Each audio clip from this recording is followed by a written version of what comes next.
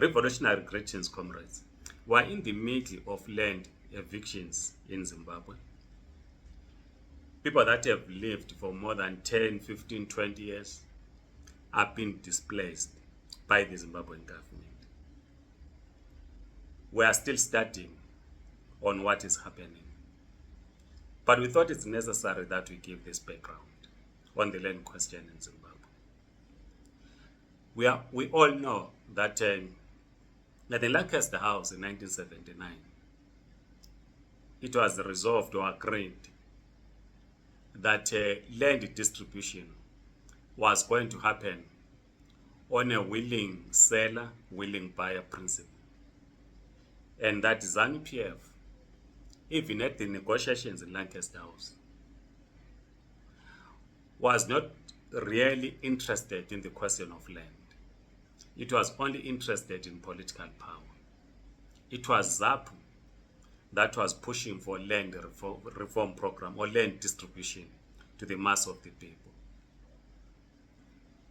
After the expiry of the Lancaster House Agreement, government didn't do much in terms of distributing land to the mass of the people in Zimbabwe.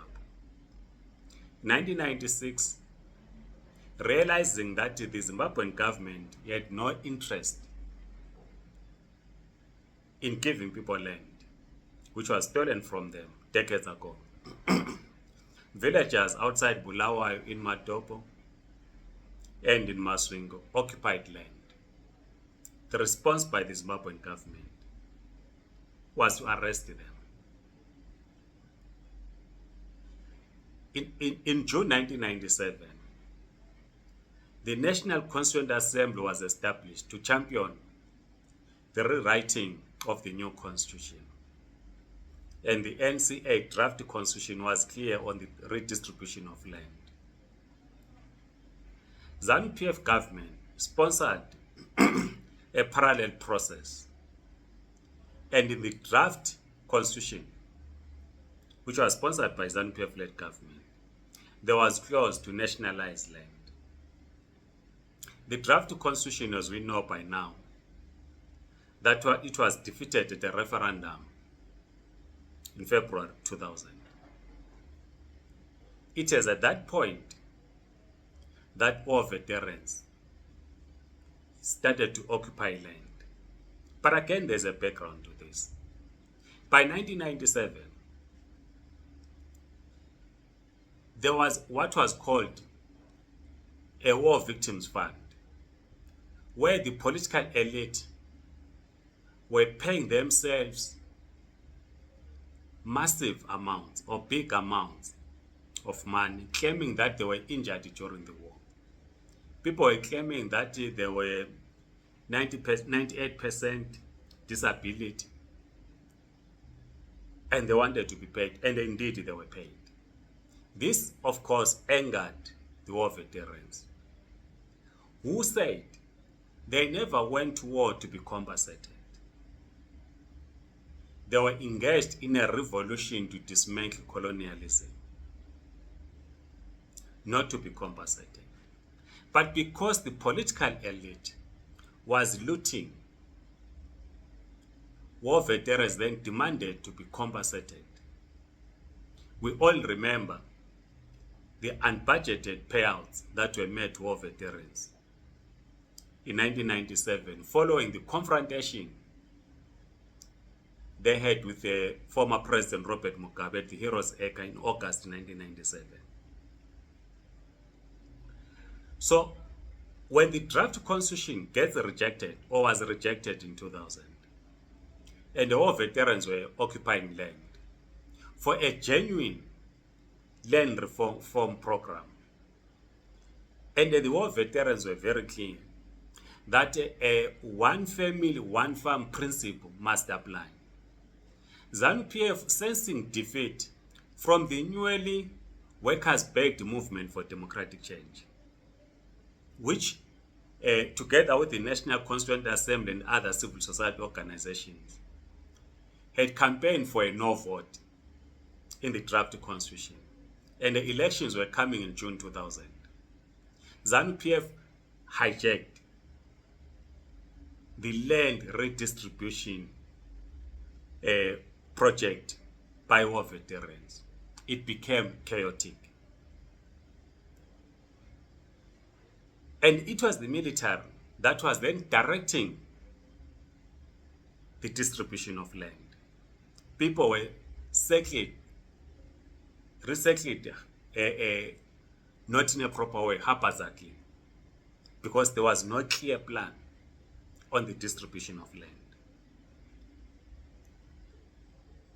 20 years later, or more than 20 years later, people are now being removed. They are told they were illegally settled, they were bought land or sold land by land barons, by corrupt traditional leaders. In 2005, government demolished people's homes in urban centers. And we know that the government at the time in 2005, through Operation Murambatswini, was targeting opposition supporters who had in 2000, 2002, 2005 voting for the opposition. And remember that we've always said ZANU-PF had become a rural political party. So we're not surprised in 2005 because urban voters were being targeted because they were accused of voting for the opposition. But this time around, it is ZANU-PF supporters that are at the receiving end, resettled by ZANU-PF leaders, by traditional leaders who are aligned to ZANU-PF. And they are being told today that, no, you must go without an alternative. And the question is, why is this happening today? As I've already said earlier on, and we have said this before, that ZANU-PF was established as an imperialist project in 1963 to curtail the influence of the Soviet Union and other socialist blocs in this part of the world. This is why they split, the imperialist forces split ZAPU and established ZANU in 1963. In 1980, the British were happy that ZANU had won. In fact, the American diplomat Andrew Young celebrated the victory of ZANU-PF, saying it was victory over the Soviet Union. So ZANU has always been the project of imperialist forces. But of course, what we have discussed, the fallout when Mugabe sent the military in the Democratic Republic of Congo in 1998.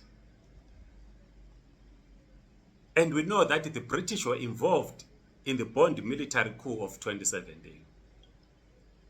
And Emmerson Mnangagwa, the president of Zimbabwe, has always wanted to get back to the international fold, to end international isolation, has been applying to get into the Commonwealth. The question that we are still trying to examine or look into, who is responsible for the land removals? Is it one faction which is opposed to a third term by Emmerson Mnangagwa? Or is a faction aligned to the president itself